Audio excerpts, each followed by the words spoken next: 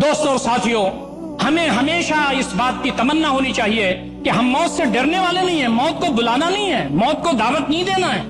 لیکن موت کے لیے تیار رہنا ہے، اس لیے کہ یہ جان اللہ تعالیٰ کی دی ہوئی ہے، اس کی بارگاہ میں لگ جائے، اور موت تو آ کر کے ابدی زندگی کا دروازہ کھول دیتی ہے۔ یاد رکھیے، یہ دنیا